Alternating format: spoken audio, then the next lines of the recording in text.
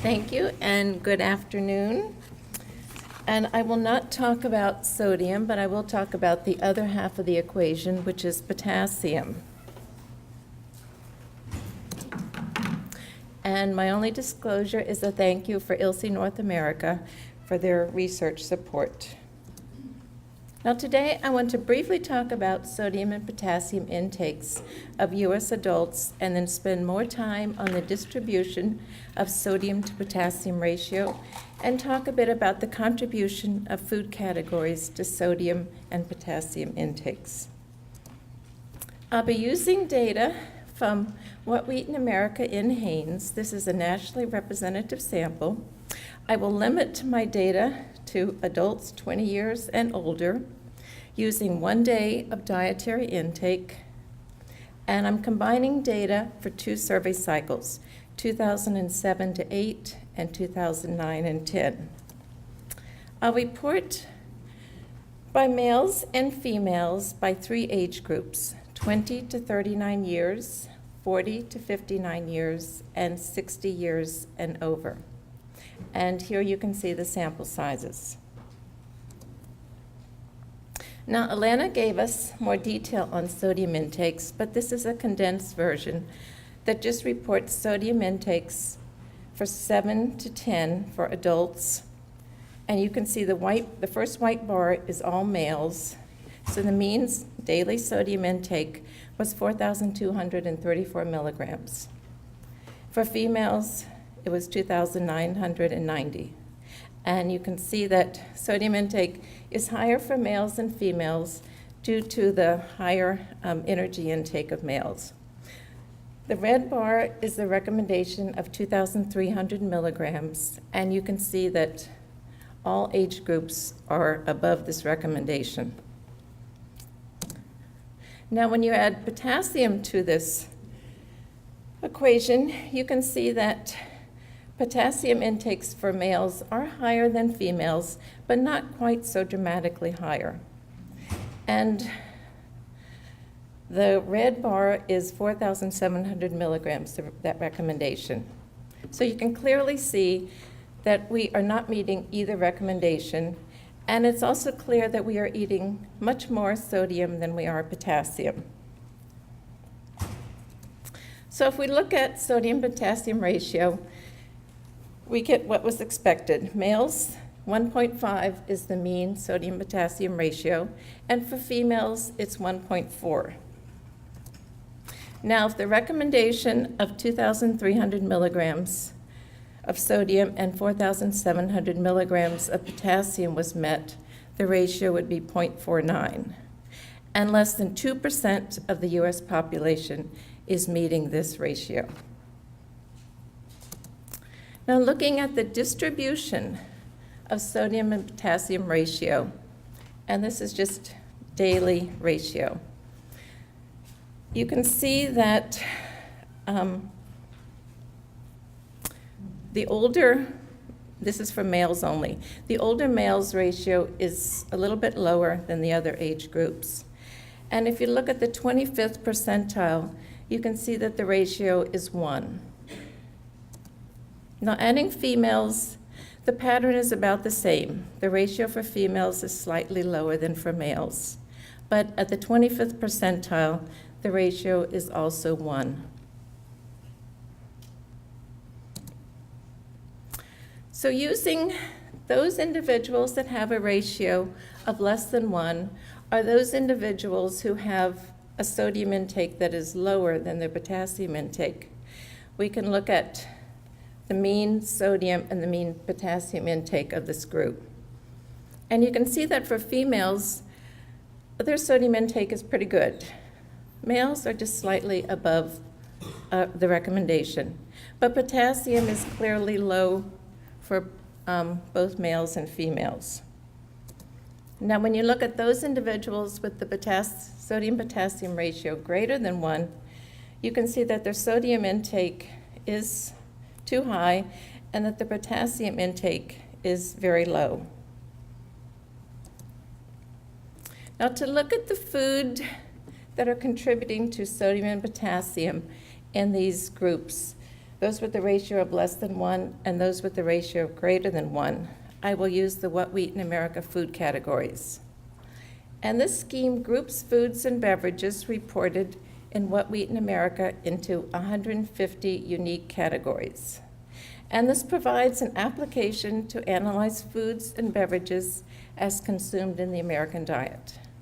It includes discrete food items, there's no disaggregation, so pizza is pizza rather than pizza as grain, dairy, and tomatoes as a vegetable. There is a list, well, all this detail is available on our website. Now, I have taken the What We Eat in America food categories and grouped them into major groupings.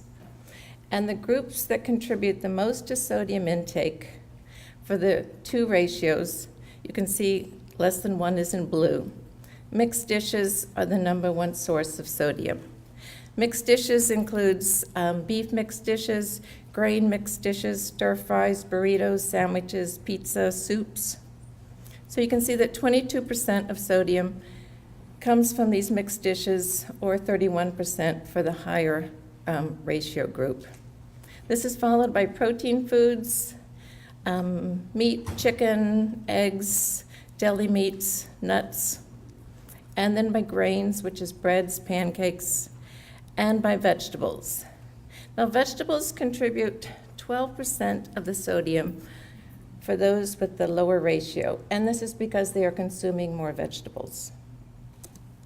Now, when you look at potassium intake from these same food groups, you can see that they contribute less potassium to the diet, except for vegetables. So vegetables contribute 16% of the potassium intake for those with a ratio of less than 1. Now, looking at the rest of the food groups that contribute to sodium, you can see that snacks and sweets, which is potato chips, cookies, candies, contribute less than 10% of sodium.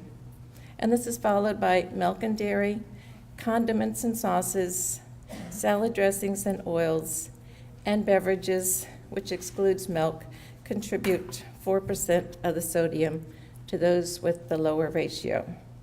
Now, if you look at the potassium contribution from these same food groups, you can see that snacks and sweets still contribute a little bit of potassium.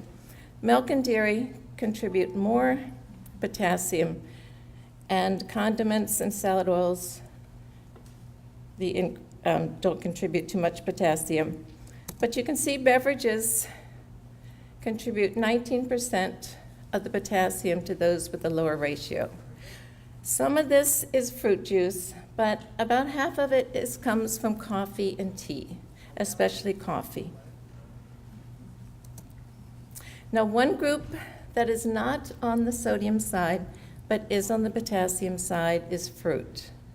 And fruit, for those with a ratio less than 1, fruit contributes 10% of the potassium.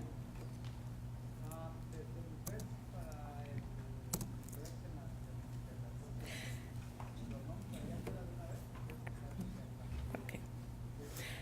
Now, if you look at the top sources of sodium, you can see that 60% of the sodium comes from the mixed dishes, protein foods, and grains. And different food groups contribute to the potassium. 57% of the potassium comes from vegetables, milk and dairy, beverages, and fruit. And these are for those that have the healthier ratio. So clearly, we do get sodium and potassium from different sources. Part of this is an aspect of who is consuming it. And for those in the blue bar, those less than 1, you can clearly see that more are eating fruits. This is percent reporting. So 66% of those with the lower ratio are consuming fruit on that intake day. And those with the higher ratio, it's only 38%. So really what we should be saying is that for those with the higher ratio, 60% are not consuming fruit. So hopefully, as these children start eating more fruit, they can encourage their parents to also eat more fruit. Those reporting white potatoes is similar between the two groups, and all vegetables is slightly higher for those with the lower ratio. The same is true for milk and dairy, whereas 57%, those with the lower ratio, are consuming milk on that day, and 13% are consuming yogurt. So in conclusion, only about 1 in 4 adults in the US has a daily potassium intake greater than their daily sodium intake.